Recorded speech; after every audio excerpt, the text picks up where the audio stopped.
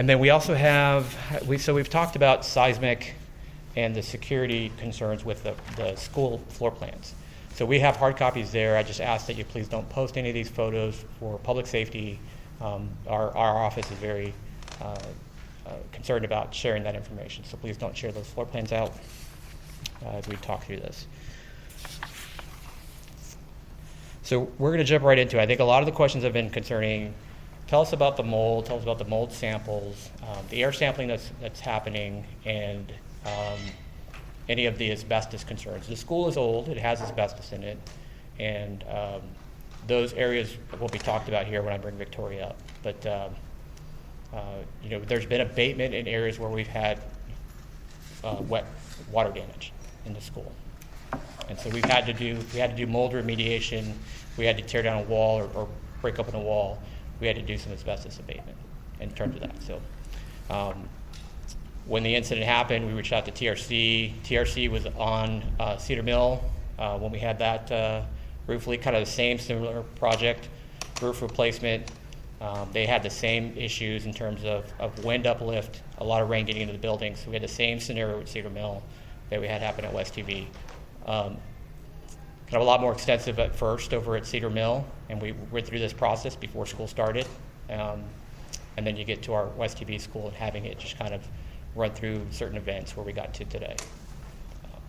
So let me just go ahead and jump right into it with Victoria. So again, Victoria is our senior industrial hygienist. And we've got the agenda there. We'll kind of cover through what topics we're going to go through. So Victoria, I'll turn to you.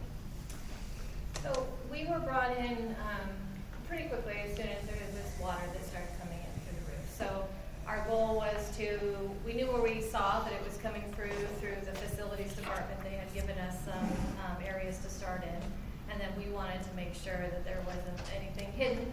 So we started from the areas that we knew, and then we went everywhere else just to search and find, just to make sure. Because we had a roof leak, you have ceilings in there that have insulation and ceiling tiles that are fixed, and so sometimes things can trickle down and you don't necessarily see them right away.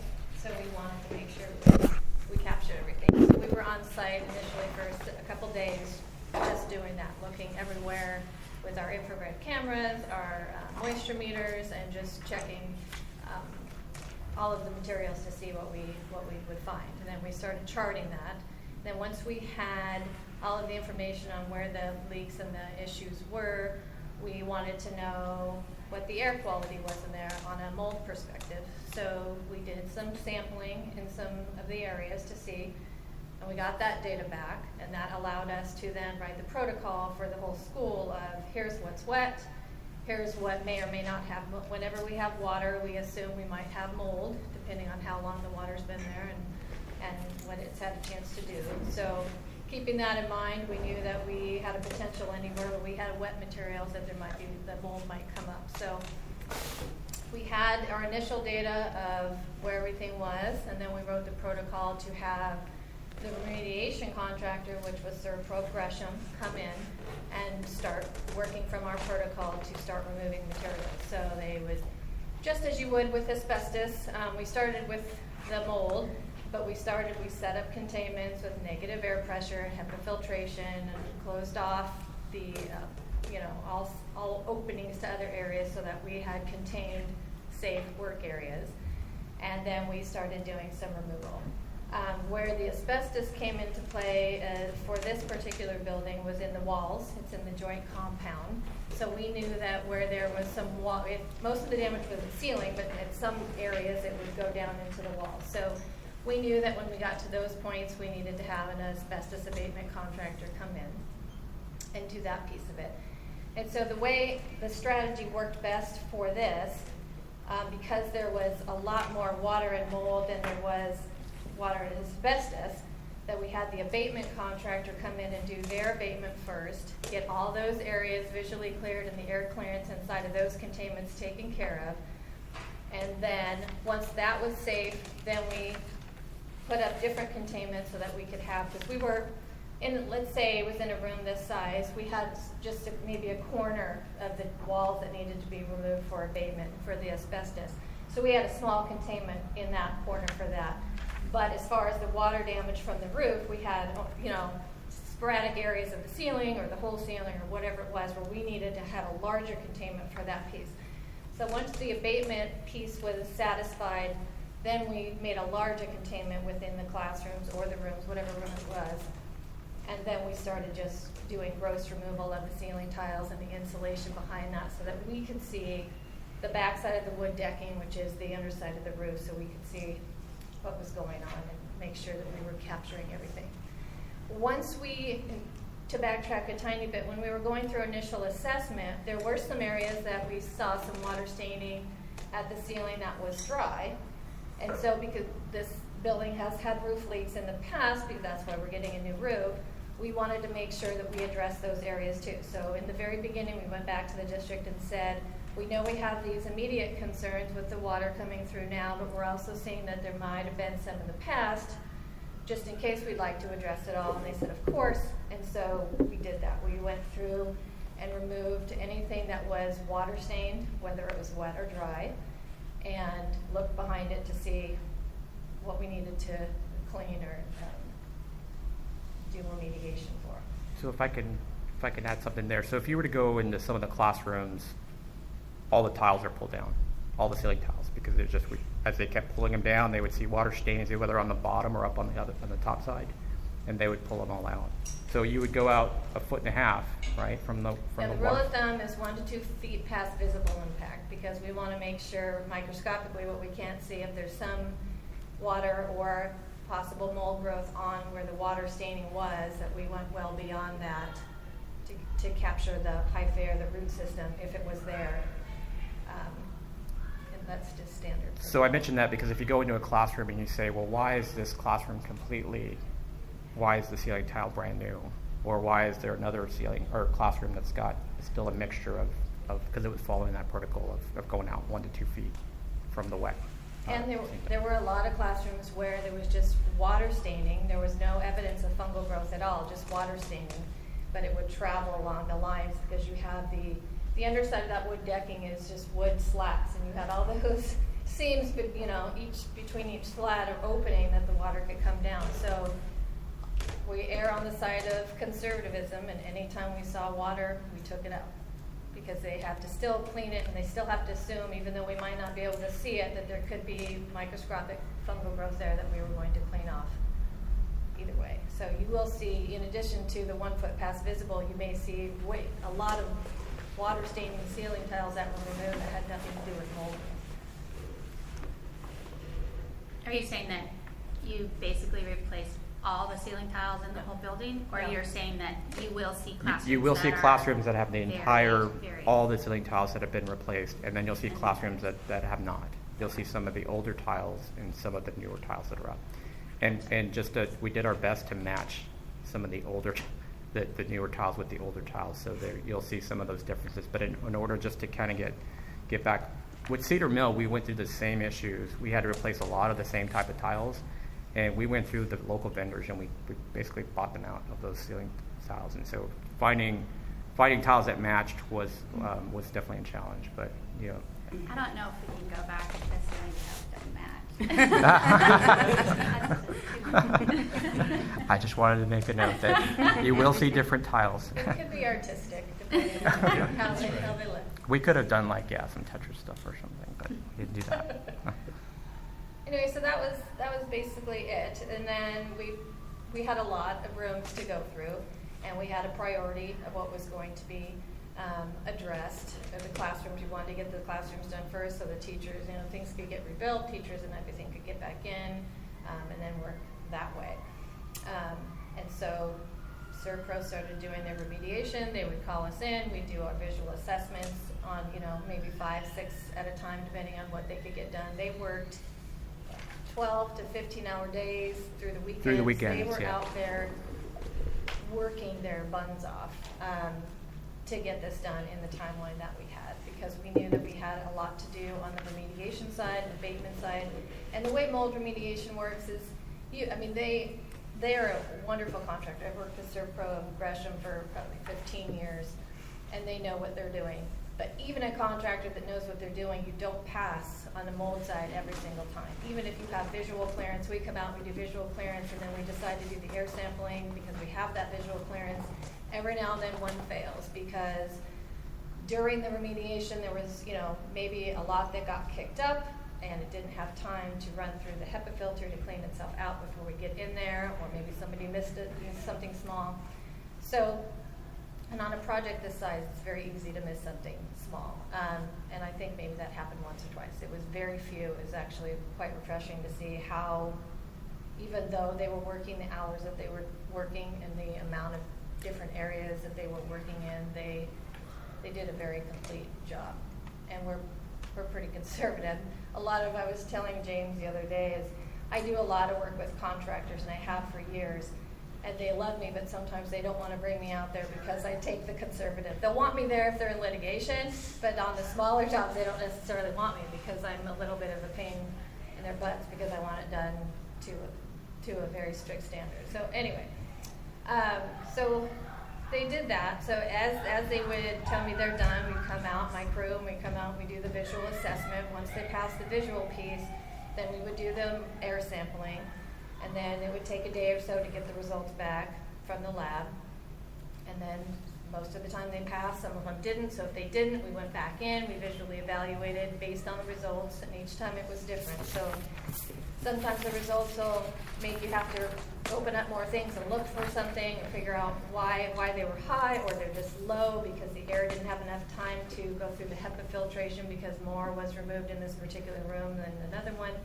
So we have to look at the results to find out what the resolve is for that particular room. We did that. They'd re-clean or do whatever the recommendation was, then we'd go back and retest. So it has taken a process, and we've, as of yesterday, we got our final. The final room was the boiler room. That was the least important, so the boiler room got to be last. But that final clearance came yesterday from the lab, and at this point, everything has received asbestos clearance, which came in the beginning, and then the final mold clearance. So if you refer to this graphic here, that's got the floor plan, it's got the blue boxes, the green boxes. The classrooms that have X's on them shows the amount of times that they didn't pass Victoria's air sampling. So I didn't notice that. But. Yeah, so Eddie, so we have, since we were starting the interior remediation, we had our project coordinator on the school site that was giving us the progress daily reports in terms of the build back, but also how things were being cleared in those classrooms. And, all the rooms have passed clearance, asbestos, like Victoria said, and then the microbial piece has passed. But again, the rooms that have the X's were the ones that that had higher levels. And if you want to talk to maybe one specific one, like the... And when you talk about it didn't clear, this was after a remediation, right? So you didn't do a pre-test of air quality in the space, or you did do pre-tests of air quality? Initially, in the very beginning of the project, to get our protocol, we did air sampling and we did a visual assessment. There were some that were high priority, and then there's some that during the process we had new areas that came online. So if it was, I think it was September 18th and 19th were our days when we were out there doing the initial, and we did the majority of the air sampling. Then once the protocol was set and things were going, if something new came online, we didn't necessarily do air sampling. If we saw the visual, we knew what we were dealing with. It was going under containment. We were doing the removal just as we would with the others, and then doing the final clearance, which would include the air sampling at the end. So there's not one area that received water damage restoration, asbestos, or mold that did not get tested for the air quality. Or, sometimes we had to do surface sampling in addition to that, just to make sure that something that we saw that might be mold or might not be mold, to identify if it was or wasn't, in addition to the air sampling. The cafeteria isn't marked here. The cafeteria, there was only a small section of the cafeteria that Only was that involved, portion. and that is Okay. that is what is Right. shared with that storage room too. Okay. And that didn't happen on the first one. That happened on maybe like the third Yeah, that roof leak came that we way had. later. Yeah, what I was going to ask was that for that and for the music room, like how given those are downstairs, how did the water get there? The music room in particular, I'll address that one to start. Above that is A122, which had water that came down in Right the down. northwest corner. Significant amount came down to the point where in that classroom we pulled, there was nothing behind it, but I made them pull the cabinets against the wall. I made them pull the carpet up so that I could look at the subfloor and what was inside that wall cavity on it's an exterior wall at that corner, the north wall.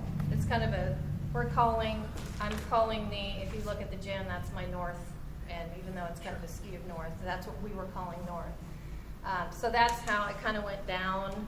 It didn't go necessarily down the wall. It went from the ceiling into the corner on the carpet and straight down Okay. into that music room in the corner. But you didn't need to pull open any walls in 122?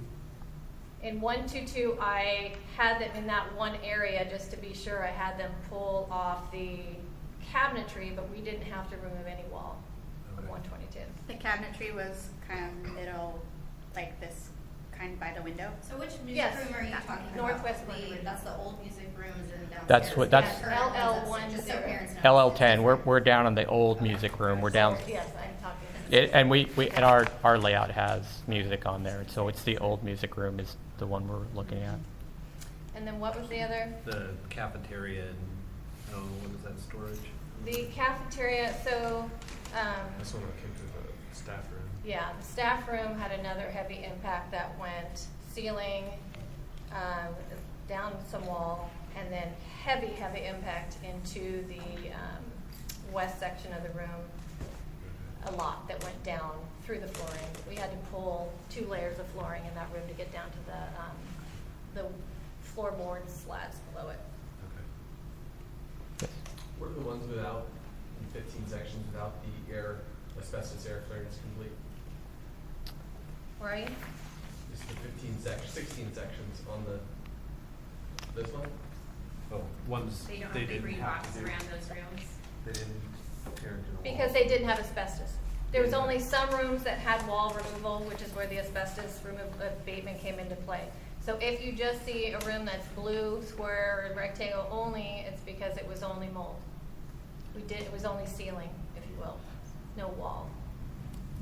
Did the asbestos, oh, sorry. No, you're good. Did it correlate to the sections of the building as they were built? I mean, where you found it, is that matter? Before we started it and they developed their protocol, we actually came in and tested every single room because we were actually honestly a little bit unsure about that. So Yeah, we Victoria- tested anything before we take it out. Yeah, we tested to know. every single How did you space. test it? How did we test it? We Yeah, did how bulk do you do the sampling. asbestos testing? We go in and we take bulk samples of the drywall to get the drywall and the joint compound in it down to the substrate behind it, which is the whole piece, down to the studs. We don't take the studs. We take the drywall and make sure that we get the joint compound. We did it in many, many, many rooms throughout. That's what you do. We did the asbestos testing. We did. You did.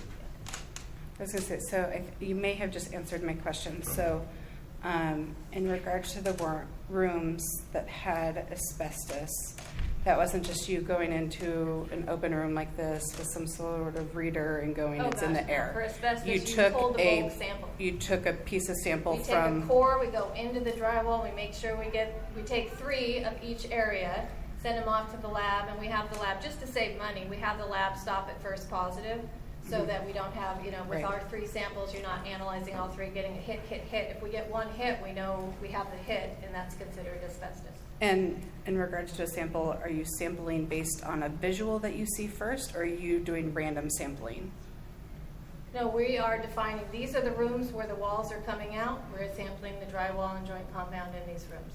So you had a visual issue of a wall, like there was a water component? Yes, So excuse you me. didn't asbestos sample walls that were not visually impacted by the If downpour? we had no reason to remove the wall, we did not sample it. Can you talk a little bit about the areas that didn't get touched, the wall areas that didn't get touched because there wasn't a water issue? Is there any kind of risk with asbestos there?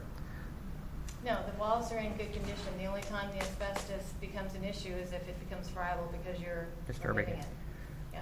So it's part of our, if you go to the district website and you look up the asbestos plan, that's why we have, if there's any projects that need to be done, teachers want to hang something up on the wall, we want to go through the process of where our teams are notified so that we can say this area has asbestos. So we may want to consider doing something else in lieu of hanging up a new board or taking out that wall. So that's part of that process. But we didn't disturb it. It's not, that's ultimately what we want to do. Just to be clear, so you have your drywall, and when drywall is installed, they have a mud that goes across the seams so that you don't have an ugly line on the finished material. So you have your drywall and your mud or joint compound that seals that seam, and then they paint over it. The drywall has no asbestos in it. It's that mud Compound. that they're painting on the seams. So yes, you still need to check if you're going to puncture in a wall, but it's not the same as just throwing a tack into a wall. And it has to be at that seam. Which means the drywall system itself is a lot less of an asbestos. Asbestos is a concern regardless, but because it's not the whole wall system, it's just the joint compound within it. And the ceiling tiles had no asbestos whatsoever. Sorry. Yeah. Go ahead. Can we just back up to the water damage? Could you speak to, so we had the water damage before school started, and then we had, I think it was the roofing contractor that came in and quickly replaced the ceiling tiles. So those were replaced. So can, really quick, without the drying out and stuff, that's something that's been a question, and I'm not quite sure. Can you speak to how you know that because you keep saying the word sample, but it's like the whole ceiling wasn't. The water came through again in a lot of those spots, and that was my whole reason for wanting to go through, is because once I was told that things like that had happened and new ceiling tiles came in, where even if it came in and it was no longer leaking, I did not care, and this is where our conservative piece comes in. I wanted to make sure that they were removed so that we could check that the wood framing was dry, because then 3 months from now we could have another issue, and I didn't want that to be something that anybody had to deal with, especially when we're going through the project that we were going through, and we didn't want to do it. So every single ceiling tile that had been put in like that was removed? Yes. You could tell what was new. With the protocol. Right. Yes. Right. Yes. With the protocol of still looking at it for water. Yeah. That's good. Yeah. And then when you go back in and you sample the air, if there wasn't a ceiling tile that was removed or it got missed, but you're saying that they all got replaced, which is great. But are you able to sample the air and know if there's mold behind those ceilings if you happen to miss one? Or? When we do our sampling, we do it when everything's still open. So we would go in, we'd see some ceiling tiles in place and some wood framing. We could look beyond to make sure that they did their 1 to 2 foot pass visible. So we looked at the edges to see if there was anything that looked like it had been missed. And then we sample with all of that open, so that if it fails, we know, okay, it's failing, do we need to pull down more, or what was the reason? But that's why we sample when everything's still wide open like that, so that we're not falsely covering it up and getting a false positive, a false negative, if you will. So do you know which rooms got all of the ceiling replaced? I know like 112, 114, so on this map would be the south rooms. I don't recall if 110 and I think 110 got 110 Good. got Okay. got it. Thank you. Question, on the rooms that didn't have any wall work, how do you know whether there is water going into the walls that didn't show on the side of the walls facing the... Well, we had our moisture meters and we had our infrared to tell us if there was any indication of moisture behind that. And in some cases, if we saw by the water pattern from the ceiling that it looked like it might have gone down and we just couldn't see it, we opened up walls and looked down the cavity if there was a concern. Specifically, like in the staff room, which abuts 118. Because we wanted to make sure 118 on that shared wall with the staff room has a bunch of cabinetry, which didn't need to come out, but we wanted to make sure that there was nothing trapped behind that. So we were looking in from the other side, down the cavity. From our initial start of the roofing project to the crisis part of the roofing project, did we use the same roofer or did we jump ship and go a different route? We still have the same roofer. Same roofer. Yeah, we finished the project with the same roofer. Okay. They're finishing up with some gutter work, and they're gonna do the flood test for us on the roof, and they're gonna do an IR scan. So the white coating that's on the roof now, that is the roof? That is the top layer of that roof, yep. And is that chemical painting style of roofs that you put like on top of a roof, or is that a? That's a layer, that's a membrane that they place on top, and they don't put anything on. So they use the tar to build the layers of the roof. So you have fiberglass layers, you have 3 layers of fiberglass, and then you have insulation, and then you have a fire-rated deck, and then you have that membrane layer, that's the white layer up on top. That's the topmost layer, is that final layer, is that membrane. Was there any change in the pitch of the roof in regards to preventing further leaks and increasing the quality of our roof? No, the pitch wasn't The same problem. crummy It- roof? It has Okay. enough pitch. It was more of a issue. Okay. Josh, I seem to recall, and I can't remember this correctly, but in that first week, when we kind of were going to move out, there was a report back saying, hey, we've done this out of precaution. First air samples have come back, and actually everything was okay. And I'm just wanting to connect whatever sampling might have been done in those first, like literally the first couple of days is when I recall seeing this. And then obviously ongoing, likely more extensive tests throughout. So I know we have the concerns from the teachers that said we have, sore throats, we feel that there's something in the air, can we have some air sampling? And that's what started bringing TRC on board.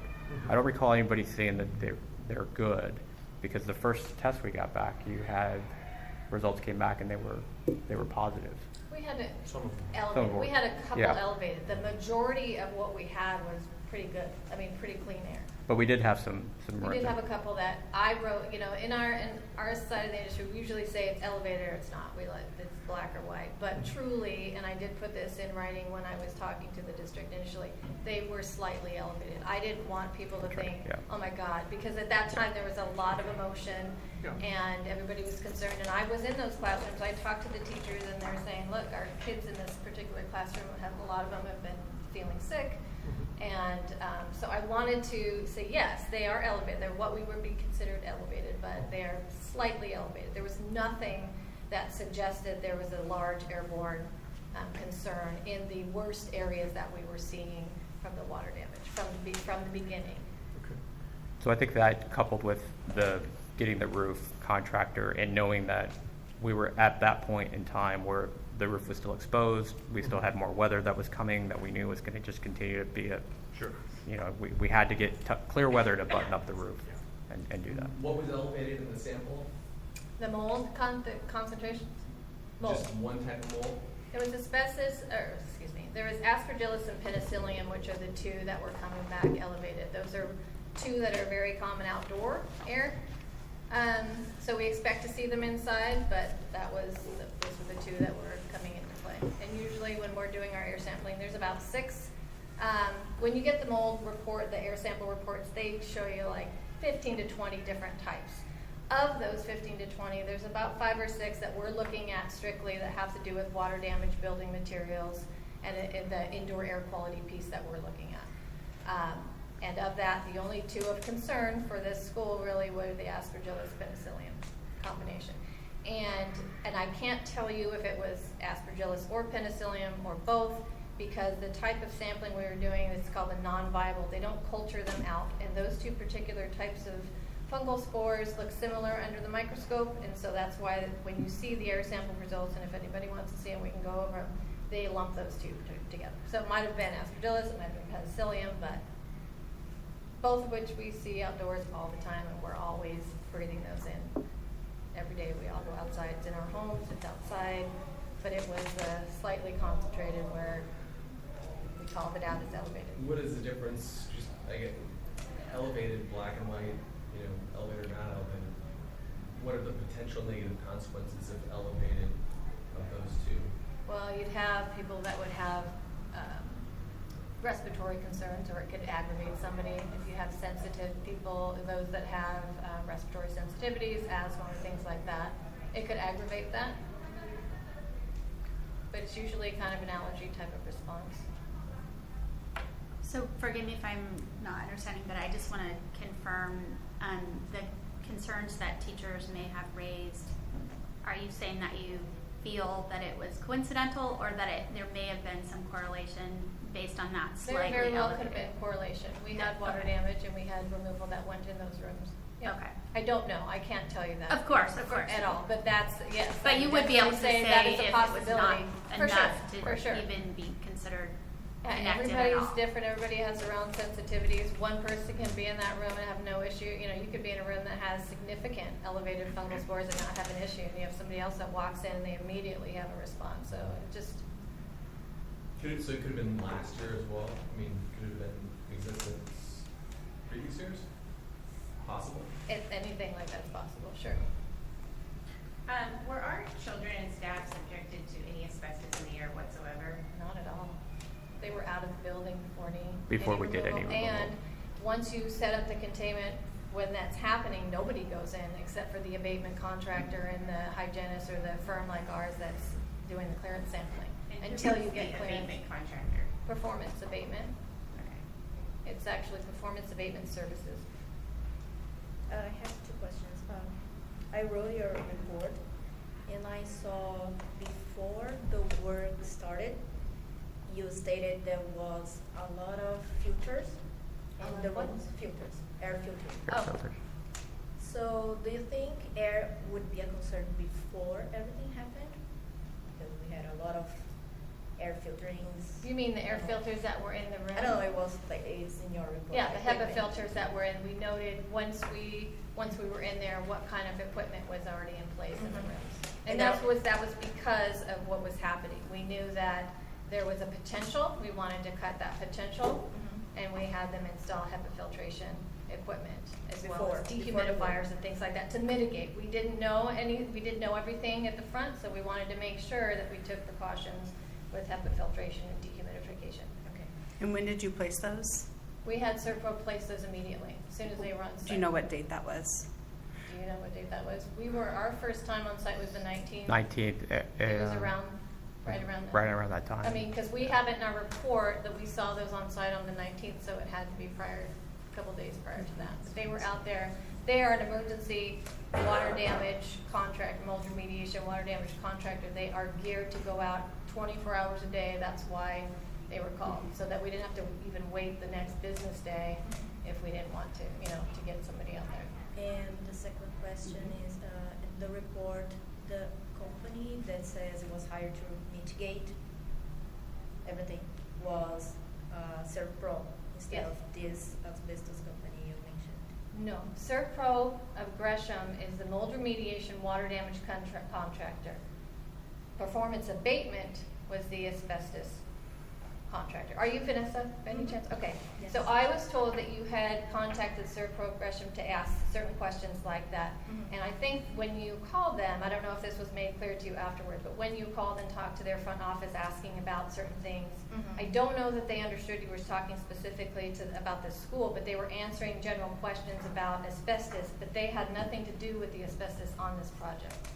They may have been answering just how they handle things and if asbestos comes into play, but they were not the contractor for asbestos. Yeah, what they said is that they are not certified to work Yeah, with asbestos. that's why they were not the asbestos But they contractor. told me for where the asbestos sample was sent. They gave me the laboratory They told name you, and- they told you where they would send, because they do work, they do water damage restoration, that's their trade. When that happens sometimes on other jobs, residential, commercial, whatever it is, they have to take bulk samples, just like we did for this project, and take it to a lab. I think that's the question they were answering for you, is when we do it, we take it to Jones Lab, which is who we use sometimes too. It might be, but the laboratory sent me an answer saying, for West TV restoration services, I cannot show you the results. You need to ask Servpro. if Servpro would not have given Jones Lab anything for this particular project, we would have. We used three labs. 2 were local, 1 was in Phoenix for this job. The 2 local ones were Jones Labs, and they did the bulk sampling when we needed. It depended on what lab had what availability to get us the results as soon as we have. We have 2 in this state. Those are the 2. When we did air clearance sampling, some of the areas had a specific type of clearance sampling that needed to be done. We used the other lab, which was LabCorp. But that would have been from us doing the sampling, whether it was a bulk sample with the actual drywall pieces, or whether it was the air cassettes that we send in for analysis. It might be a mistake. They might use them on other jobs, so they might have been answering to that, but they weren't answering for this project. And they may not, because it's their contract to just answer for anybody who calls. That might have been another block that you were getting.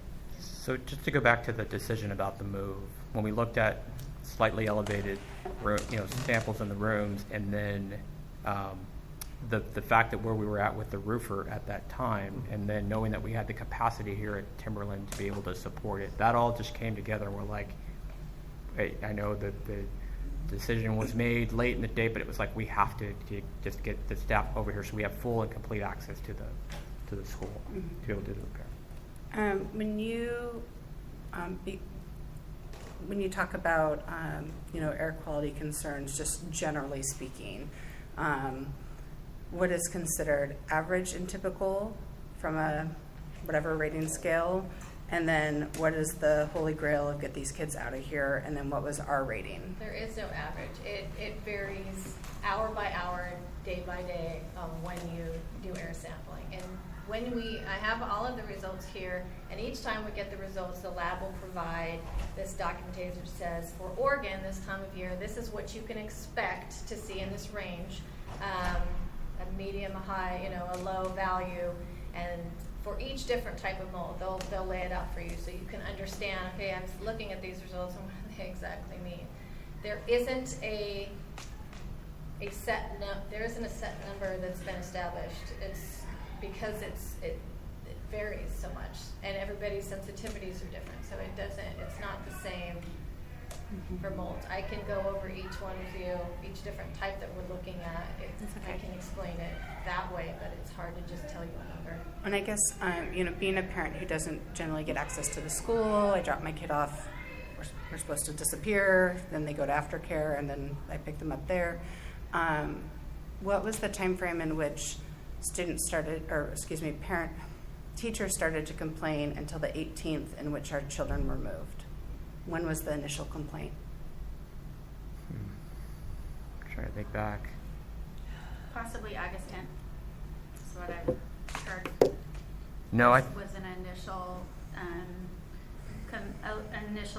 leak, I should say. The initial leak, but actually it all happened that week. So the week of September 8th, like the week. The week of the 9th. Let's see.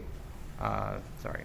Yes, the week of the 16th was when we had the concerns of, and I don't remember exactly which day. Are you talking August 16th or September 16th? September was when we,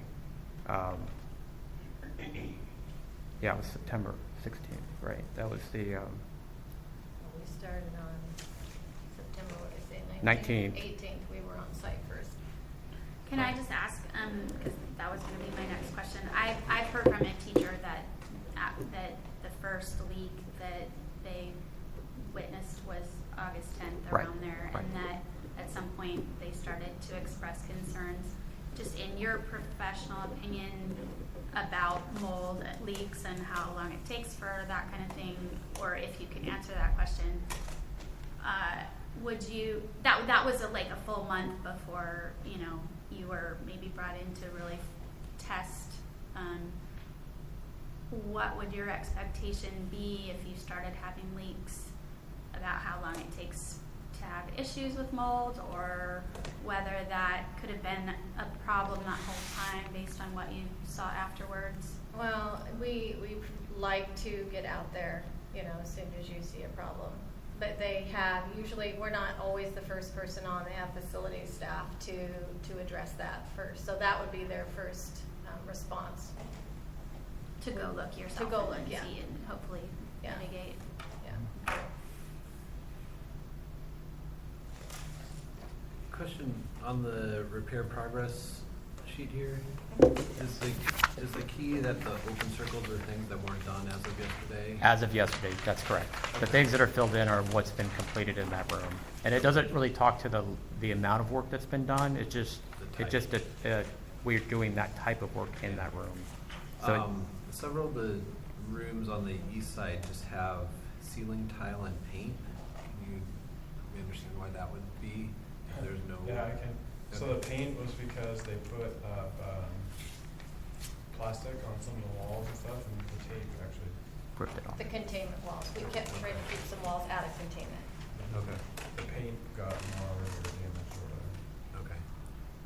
Is that something where you'd have any worry of asbestos if you're peeling paint off with the tile compound behind it? No, and there should be minimal marring, but the part of the protocol that we have is when you are installing tape, we like to have them use painter's tape first to protect that so it doesn't happen. Sometimes they can, sometimes they can't. So that's not because of the joint compound asbestos issue, but that's just our trying not to make a mess where we don't need to cause painting where it doesn't need to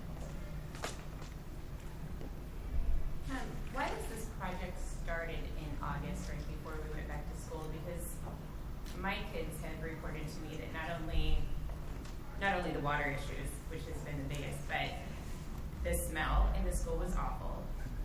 They said it was extremely loud at some times, that they couldn't even hear each other. The teachers couldn't actually speak to the children when they were trying to come inside the building. And then some kids tracked tar on their feet going into the building. So why would we start a project like this with all these small little children in this building 2 weeks before school starts? Yeah. You want to give the history, Aaron, in terms of the... Well, yeah, sure. I mean, it's a fair assessment. All construction projects have risk, and in this case, we actually bid the project out a couple times, twice earlier, and got no bids on it, and bid it the third time, got the crew set up, and unfortunately, it just took a little bit longer than it should have to get ramped up. And those first two bids were in what time frame? That was April, May? Yeah, something like that, yeah. Right. So there was an attempt to get it started earlier. And it wasn't, even then, it wasn't like we were just saying, hey, let's start in August and cross our fingers. But even for my own home, I got bids a year before I started my roofing project. And this is a school. Like, so, it seems like you should yeah, have that planned out a few years ahead of time. Yeah, that's not typical in what we do, but certainly it started too late. In retrospect, we probably should have canceled it. Right. But in working with the contractor, they felt confident they could do it, and unfortunately they couldn't. So it was also part of the plan and how we had it because it's a bond project. So we had this bond starting in 2014, and by school year, what was going to be completed in the summer. So this was on the list for this summer.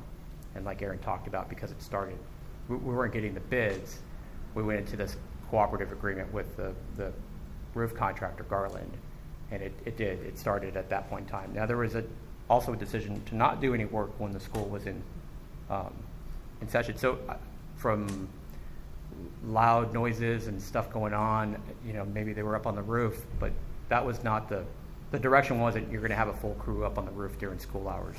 Once school started, it was do it after hours. But it still smelled horrible. Right. It's a construction site. Yes. There was any danger for kids to have all those materials on the roof while they were studying? There was flammable materials up there in work while they were working? So which flammable materials I would? don't know, is it? So we had fiberglass, we had the insulation that was up there. I don't know if layers of the membrane were up there at that time, but that's Tar was there. the tar was there in terms of being able for them to do their work and have that complete. So Is that flammable? Is that? I don't think any of that's considered flammable. I don't know this roof system. Yeah. That wasn't my scope, but are they using blow torches to heat it to then adhere it? well, it was the kettle. They had a The kettle. kettle. there. Okay. The kettle was used to heat the yeah, tar. So I don't think So it was tell me if this is correct. They flammable. don't actually store the tar on the roof. They have a boiling kettle down below when they pump it up. when they pump it up, right, Yeah. right. The pipe. Yeah, so that's what, that's, Yeah, but it's still up there. Oh, no, yeah, it was dangerous across the board, it sounds like. I guess, No, I mean, There's a lot I when you would, go I would back. disagree. We take a lot of precautions to make sure it's not dangerous. There wasn't Oh, dangerous. I mean, hands There down. was safety fencing. You don't wanna hurt the kids, right? I mean, I don't think anybody wants the kids to be hurt at all, right? And, or the teachers, who, you know, spend their days there and long days, right? So, I guess from this point, does everybody feel like it's 100% free of mold, and can we say that with certainty the asbestos is gonna impact anybody going forward? Or are those gonna just always be lingering concerns? At this point, there is no lingering concern on our end, but there's a asbestos release issue or a microbial issue, no. We looked for it, we found it, we got it, we did our testing to make sure that there wasn't anything. The question has come up, as it usually does with the clients, okay, now that we've done this, do we need to do any additional testing down the line just to make sure that we maintain the clearance levels that we have? And that's the reason we go to the extent we do from the start is, no, you don't need to do that. If there was something that was a question, and we had this at Cedar Mill, there was a question that I wouldn't release 2 rooms because I wasn't sure that we were done with everything that needed to be done in the rooms. We don't release them until we believe that they're ready, and then we have all the documentation of all the things that we do to make sure it's safe at that, at that point in time, so everybody can rest assured and move from there. Now, if something happens afterward, if there's another roof leak or if there's an additional water damage, yes, of course, we'll go back and investigate and see if we need to do So more. we have all the evidence now saying that it is safe today, but all bets are off if Something else happens. 6 months later. But- Right. we gotta Yes, go- but they're Right. not off. We'd start again. And that's what this Right. district does. Anytime you get a water damage, we get a phone call. And that joint compound's still present in the wall, the asbestos. And it's because it's an old building, those are the materials that were used when they constructed those sections of the wall. And that's part of our asbestos program in terms of having projects that are going to impact those walls. We don't want that. We want to avoid that in terms of disturbing the compound. Right. Yeah. Sorry, I have a question. Sure. When you're saying that the asbestos is in the joint compound, is that the areas that it's currently in the building, or is it for the insulation, pipes? It's already existing. It was already existing in the when the walls were built, and they were built various additions throughout the years. It's in the compound that is used to tie the 2 sections together in terms of the mud. Right. And, sorry, just so I can understand. So there's no testing that's going to be continued For asbestos? for anything, the mold, asbestos? No, and that's a question that was asked in terms of mold. Like, you've cleared the room at this point. Do you do anything after as a follow-on? And that's not an industry standard that's been done. No, if there's a leak, then we'll come back. Right. And we'll adjust that leak. Does TRC ever come out and do annual inspections? Is it just a precautionary? Just No. It's not really the way it works. No, I've had a lot of clients ask us, school district, commercial buildings, and I Yeah. usually say, don't do that unless you're looking, if you have an issue, then yes, spend the money on something like that. But you can spend a lot of unnecessary money doing that without a reason. If you have a water intrusion, you have something that's of concern, by all means, make that phone call and we'll look and test and do all the things that we do. But as a general course, what is just to say there's 5 inspections of it, or what's an inspection cost typically? Like what? oh, it depends on what kind. If you're talking about a single family home, Let's say for West TV, for example. well, if you were going into all classrooms, Yeah. I'd have to. Just rough ballpark. I can't. I don't even know that I can because I have to decide what kind of testing I'm going to be doing. Yeah. I mean, you could run. I just wondered. You can run 5,000. You can run 10,000, depending on what you're looking for, what you're testing for. Yeah. Because And there's what- other concerns beyond asbestos and mold. When you're talking Right. environmental concerns in schools, radon, water, everything. So I mean, you Yeah. can. What else is on the bond agenda for the school? What's the next 24 months look like? I don't think for West TV, I don't think we have anything 3 other else. buildings. project for the school?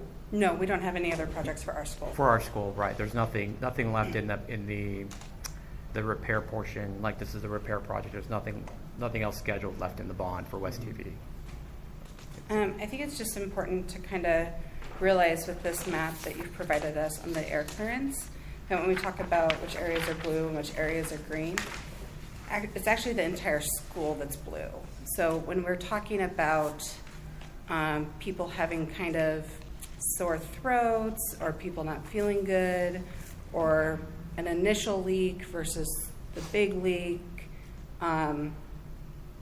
the air quality was poor enough to be identified as poor within the entire facility. And I'm not saying you don't already know that, but like visually, that's a big deal. I'm not sure I understand what you're getting at. Based on your map, How much blue, and you're saying this is the large majority of the school? well, it's the entire school. Yes. Yeah. And we've cleared. Right, which is great. Cleared it. But that took how many days of our children being in there? And of course, I'm not saying that, I think it's important to be said too, I incredibly appreciate everything that you guys have done. I think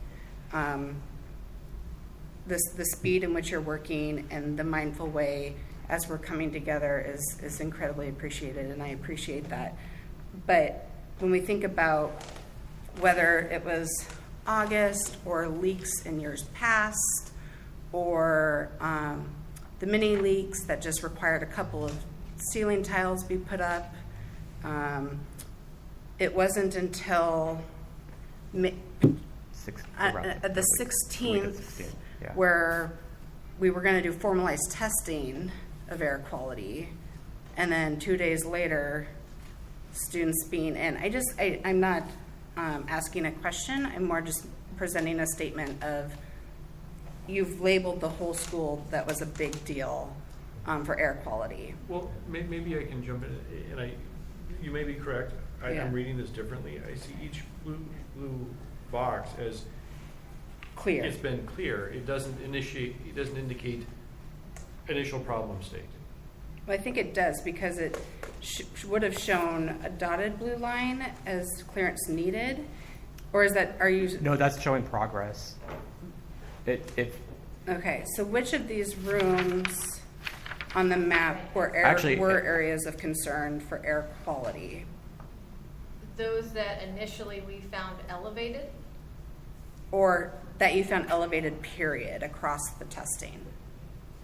I'd have to go back, and there was only maybe 2 that came back as what I said was slightly elevated, but when the report came out, I drew that black and white line and called it elevated. There was only, I think, 2 that came into play with all the sampling we did up front. The reason why they've all been sampled at the end is because you're doing across because we to opened check. them up and we dredged up what we did. We wanted to make sure that even though a lot of it was water stained ceiling tiles, that we didn't change that from what we initially found. So I think for follow-up questions, it would be great to know which spaces were initially of concern based on your testing. And then, because you continue to use the phrase slightly elevated or of concern, knowing those levels, even though they might vary, would be valuable. And that is in the report that we provided, which the district has. All of that is listed, and all the lab results and everything that are attached to it. Just we're all kind of like I said, catching up to speed. That you have to use a data point in order to move forward, or say everyone just has colds. I have a question. I saw the asbestos management plan in school. School did already research of where asbestos are in school. It's there, the plan. And I noticed there are some rooms that have asbestos by the management plan, and you didn't test it because you did test where the water came in and had damage. So that's a question for you guys. Will you be testing these other areas? Because as is in the report, Victoria is sure about her visual inspection. So she did all the work and recommended actions for the damage caused by the water. But it's in the report that TRC doesn't guarantee that the water might have spreaded or there might be other wet places. And it's not stated here that was tested. For example, cafeteria and kitchen is two places that have a lot of asbestos material by the plant and has not been tested for anything. If there's asbestos in it, it doesn't need to be tested. Once asbestos has been confirmed, all the district is supposed to do is make sure that the materials stay in good condition so that they're not considered friable or so that there is not a release from those materials. I know, but knowing that where water might be hidden in the school, should we test just to be sure as we are testing Should be already no more everything? hidden water. We just spent all that time and effort opening up to find everything that we could find visually. We opened it up, yes. Well, it was also non-visual. Also, moisture meter. moisture Yes, we meter. have our moisture meters, we and have our our- infrared camera. We have tools that don't destruct but they'll go in to the surface 1/4 of an inch in. So we can see if there's something hidden behind that drywall that hasn't popped out yet or might be stuck in the insulation or whatever inside the wall cavity. And we Is go both everything sides dry? of the wall. We go floor, we go all the way to The the whole walls school? and Yeah. the ceilings. The whole school or no? Yeah, we went through the school. The whole. Yes, and the modular. Top to bottom. I went in the crawl, we were in the crawl space if there was a concern. Yeah. I have one correction for you. So I looked, and there actually are a couple more projects scheduled here. So there's a sewer replacement and some kind of a window project, which I don't know the details of, but it's replacing some of the windows. I guess. Okay. For West TV? Thank you. How are the allocation of the bond funds determined? How does that, is it the controller that was here last year? Who makes these decisions? And Good how does question. it So work? it's based on a conditions assessment. So for the current bond, it was a conditions assessment that was done a number of years ago. It's where we have a team of people go through each school and be like, this roof is near the end of its life, so it needs to be replaced. Here's the estimated cost for that. Windows, sewer, we expect the sewer to fail at some point, so we need to replace it. And it happens for every school. And who reviews the team's decision, the team's report and assessment, and then makes the decision? Well, the decision was already made as part of the program and in the ballot. What went out to the community for vote. Those projects were listed, and so the decision at that point was made, and the list was there for each of the schools.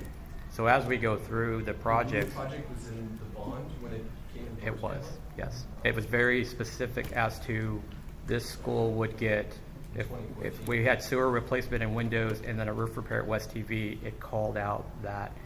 So as we go through, we do our project preparation, we go out for proposals, we have to look at, okay, that was part of a condition assessment that was done back in 2013, 2012, and it said that we should do this.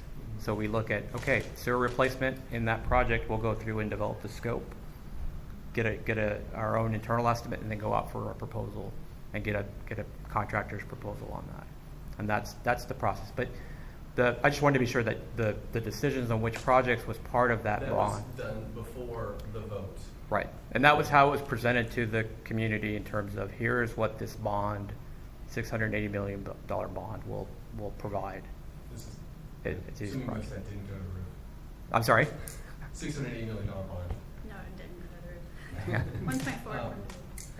Yeah. Yep. What is the industry standard? Maybe this is for Victoria, maybe it's for Josh. But what's the industry standard for tearing down a school, starting over again? Especially if we're off the charts for seismic. Which is That is not a question I can answer. So we're going to go into That I can answer the It's a question. nice Okay. transition. we're going to go into bond planning. That's part of the agenda. So if we could, because we need to talk about the holistic picture. We need to talk about the enrollment projections that we have. We need to talk about the age of the school, the condition of all the things that are in that school. Do we need to replace the school? The seismic upgrades is now a factor that we need to include in our conversation, for that. So I'd like to, if we can get any more questions for Victoria, we could do that. Yep. just the last one. So you said you have all the numbers and everything done, and so the work is done for you at West TV, all the testing. All the testing is done now, we compile our report. Will this report be available for us? It will be provided to the district, and it Okay. will have, it'll have the detail per room, every date that we were in there, what we were doing in there, if it failed, if we had to go back in, all of those things. And then it has representative photograph section, and then it has all the lab results. So you will see It's going to be complete complete. detail start to finish. So what the email that we posted on the website was just a matter of just showing you what was coming from Victoria. Now the specific report will take. It'll take a while. It's a Yeah. very large report. It's not gonna be before we moving back. Probably not. I think you were Probably saying not, 20 days. You were saying Yeah. estimating. It's just because of the size. Typically, we can get them out quicker, but this is a large piece. Yeah. So if there's any specific rooms or something that you'd like to look at, I think we can, with Victoria's help, we can get those specific numbers for that and make that available. I don't think it's specific room. I think it's for the whole school. Like, I have my specific room, but every Yeah. parent has I their was own gonna specific. say, those of us who've been kind of more involved from the get-go and have talked to Aaron and Josh, I have very good impressions of your ethics and your intent to do the right thing. And Victoria, we're just meeting, but I believe that you care about the school. But I think some of the questions about why the roofing was started when it was and whatnot, the reality is that I know you just started in this position in August, so maybe it's not your fault. Maybe it's Aaron's fault. But no, I think the reality is we kind of want to know who is at fault, because now we are here, asking you, can we trust you? Can we trust all of this? Because we can clearly see that was a big fail on somebody's part, and so why should we going forward think that you're going to do better, or did you fail and so now you're not going to fail anymore? Just going forward, I think it would be helpful for parents to know the history and who you are and who we can be mad at if we don't trust this, or That's on me. That's why even though you came in late and the job was already started, it's your fault. I am going to take, because again, when the decision was to move, that wasn't an easy decision, but I felt like we needed to make the call because where we were at with the roofer, we had slightly elevated samples and we needed to move in here. We had space. And I just said, talked to the deputy superintendent, talked to the leadership. I said, this is my recommendation. We need to do this move. Did we learn some things from the going out late with the bid? Or not? We didn't go late. We went out twice. We didn't get the successful proposals. We learned from that. We have more roof projects that are coming because they're part of it, and West TV is going to wrap up, but we have other schools that have roof projects. So there's definitely a learning in terms of how we go out for proposals, how we write contracts, and all those things, and put all that to use from this. And so that's where I'm here. Aaron's here. We're going to look at that and move forward and do the best that we can to make sure we don't get into a situation like this again. But if you started the job in August, you weren't the one getting the bids Well, and dealing yeah. with So all I of mean, that, right? if you want to blame someone, it would be me.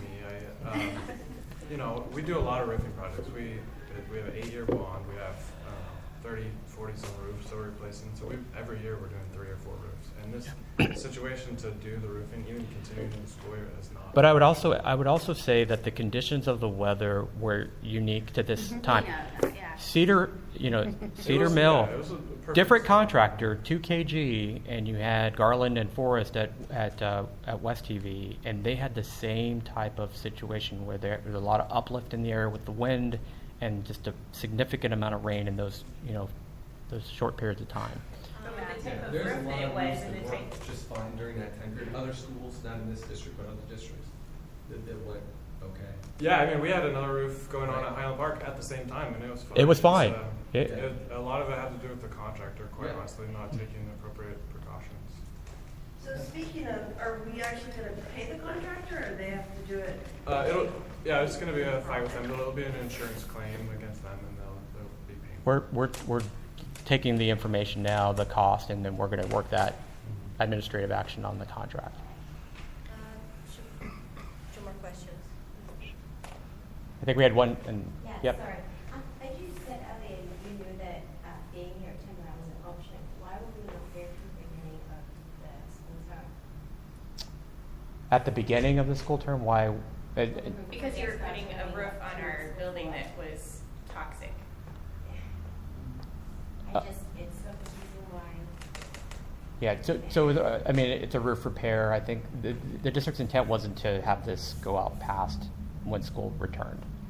Making every effort to get it done as quickly as possible, but also sticking to the larger plan of what projects we had to execute in the time. And again, I think moving forward, we're going to look at what we learned in the West TV project, the timing of the proposals, the scope of the project, how much time it took, to make sure that we don't have this happen again. I think as we look at the seismic stuff, though, the point is not as much to actually blame you, but just to understand that we need to have a relationship of transparency and trust, right? And like I said, we've talked to you and we feel warm fuzzies about you personally, but we don't want to be the guinea pigs for the seismic issue either, or the gym, or and if this roofing project didn't go well, because that was a mistake, good. Tell us that it was a mistake, but understand that now we're looking at you with our kids in these boxes that we know look really bad, and you're asking us to go back in. So we probably need a lot of assurance from all involved as to why we should trust. Well, that's now. why that's why we hired TRC, because I didn't want it to come from the district that said, we hired her to make the call. Yeah. And I think there's probably mixed feelings about this report and trust, and I trust that the error is clean based on your report and assessments, and I appreciate you doing that. And so how do we move that trust moving forward with the next lines of the agenda? And why would, so we were moved out because of slightly elevated mold, but we're moving in to catastrophic seismic. Sure, slightly catastrophic. We can talk. So Yep. I like that. I have just two questions for closing this water and air quality. This question about air started, as I remember, in a PTC meeting that we were. After kids were here already, so at any time we were informed about air quality issue at West TV. It was all about leakings, as I knew. Kids are being moved because of the leakings. Nobody told us, hey, we have an air quality issue in school. That's one point. Because I don't think we had the results back when we made the call. The results came back what after. What I knew is that kids were moved mostly because of the air quality issue, not because of the leaks. No, I don't think so. It's I a lot think- of No. I think the extent of the building that was impacted, you couldn't move kids. They couldn't successfully be moved. There wasn't the capacity left with what we were about to open up and contain off and open up. I think happy the school was here. I don't think they had a choice because of the extent, the amount of rooms and areas that were impacted. And the loss of time that happens with just the water damage alone. Then you start bringing in asbestos and mold, and then you have to have all these timelines and testing, and it takes too much time to have these kids displaced. They had, so I It's think just it was because the all the indoor air quality. communication done with parents were about leakings, not about air quality. Parents were never warned about air So quality. I'm looking at what was sent out. The first results were received on the evening of the 18th, which was which was after you said the decision was made to move out. So there was not evidence of scientific evidence of bad air before that? Yeah, it's just arising this because of these talkings. The main problem was because of air quality, and there was like inspections before and this kind of thing. So it's just a question. And the second thing is about the temperature inside the classrooms. I saw you measure temperatures, and that is this standard that says that if 80% of the people that is inside, it's okay if the temperature is okay, but some classrooms, they're not okay, like people are coming back. My son was in kindergarten last year in one of those classrooms, and he was having headaches the whole summer. And teachers was warning us that the temperature inside the classrooms was over 90s,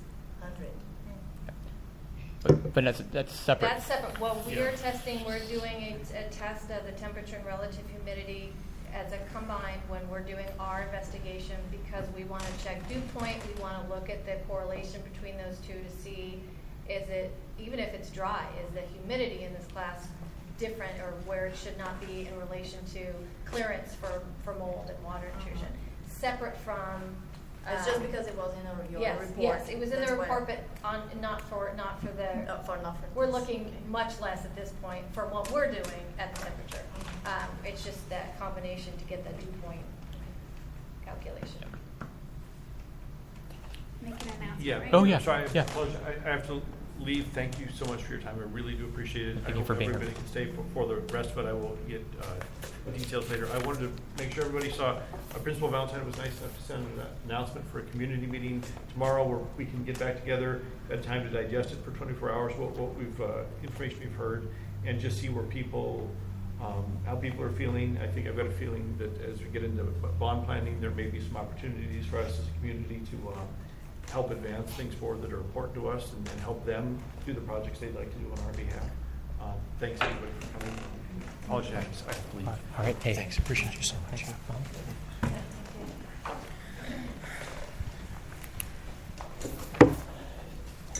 So are there any more questions for Victoria before we go on? Because I want to be respectful for her time and be able to. So I think if there's specific classrooms or specific data prior to her report's not going to be available for a couple weeks, right? So please let me know, and I'm happy to get that information from her. We'll pull it out and send that to you, and we'll make that available. But once we get the final report, we will put that out there. I can easily do detail on it, one room or several rooms, and just give you a data on what happened, where we were there, what went on. I think Clearance results. just knowing where those initial areas of concern were, whether it be 2 rooms or the whole school, would be helpful for me.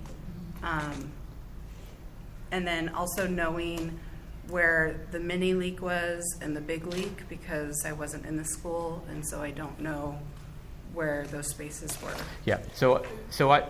But and you can answer later. Yeah, so I've shared through, like, with Vanessa, and I think Jason was on there, the report from TRC. It's September 25th, which goes into extensive detail about areas of where the leaks occurred, their photos that are in there. They talk about the asbestos sampling and all that. I'll share that with you. We'll get that up. But I think it was important that you hear it from her, just to kind of get some of those details before you get this large report and you're like, what am I looking at? Right. You know, so.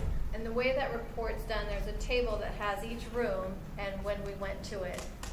And the ones that we knew of first are the ones we hit first. So on the first day we were out there, you'll see a different date per room, and they're not in order of, it didn't say A100, 102, 104, anything like that. We went on what we knew was affected first, and then the second day we were out there, we picked up the rest of it. So you can see the first priority based on what we knew that initial water damage in that way by our initial report. That's all in there. So you came out on the 16th. Our initial sampling was done on the 18th, so that's when. So Yeah, you came out on the 16th, 18th, 18th, and yeah. then the second day was the 19th? Yes. And the students were already gone on the Yes. 19th? Okay. Yes. And the reason Servpro was out there before you is because I called you told me to call them. You were like out of town or something that one day. Yeah, they're emergency water damage. They are the ones we say get them on site first to mitigate, get their equipment out. Get their HEPA equipment, filtration, right. their dehumidifiers to start drying things so that you don't have a wider spread issue because it took too long. That's their whole job. That's why they're doing it. Even if they are not accredited to. They not didn't do remove asbestos. they do mold We did no remediation. asbestos at that time. They were out there to do water damage But they touch remediation. it. They, Asbestos material. They did not. They didn't touch it. And They didn't tou- at that was point- all done by performance. we needed their dehumidifiers, we needed their equipment, because it was more than what the district could support, and by having them come on site, they were able to bring those resources and start the drawing process. Yeah. I just wanted to say that we're super happy that you came for this meeting, and this is actually a fairly small group, but most of the faces we've seen at some of our other just parent meetings are not here. So I just want to make sure that it's clear that this isn't necessarily representative of the level of concern. And so when we got together to talk about the seismic stuff, that was when we ended up finding out that a lot more people were worried about air quality than seismic initially anyway. And so I don't know if in addition to your audio, you can prepare some bullet points or something. I would suggest we're gonna that, take because I it think from the so. audio. We're gonna have our public communications transcribe it and look at kind of those questions that were asked and answered, Cool. and put that out, and we'll post that on the relocation website. That's the intent of the audio. That's great. To be able to do That's that. great. Because we know, again, there's folks who can't be here that probably have questions. Probably ask. Cool. Okay. I'm glad you're doing that. Thank you. Yep. Okay. Is there anything more for Victoria? Thank you, Victoria. All right, Thank you. Victoria. Thank you very much. Yep. Okay, so on to seismic. Does anybody need a break? You wanted to get water, take a restroom break? We're happy to just move on. Okay, we're going to move on. All right. The items that are on the agenda there are just kind of meant to kind of direct the conversation. So the point that I want to bring up on item A is that the KPFF report, KPFF is the consultant that we hired to do the seismic assessment. We got the report in April of 2019. Initially, we only had volume 1 on the district website. Volumes 1, 2, and 3 are now available, so you can be able to go to our website, facilities development, or you can even just search seismic and it'll come up, and you're able to get all those 3 volumes. Volume 4 is the part of the report that specifically goes into that level of detail. And again, for the safety and security concerns, we don't want that on the public website.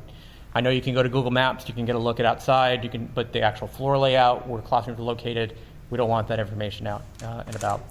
So I just wanted to make that note that those are the volumes that are up there, volumes 1, 2, and 3. Volume 4, just like Kelly, like you did, you come on in. We're happy to show you the documents that are in our central office. So I'll turn it over to Aaron, and he could talk to kind of what upgrades were completed, because we did do some upgrades under the roof project. And then what does that mean? We've been talking to KPFF because of things have been done, and what did that do in terms of your baseline report? So, Aaron.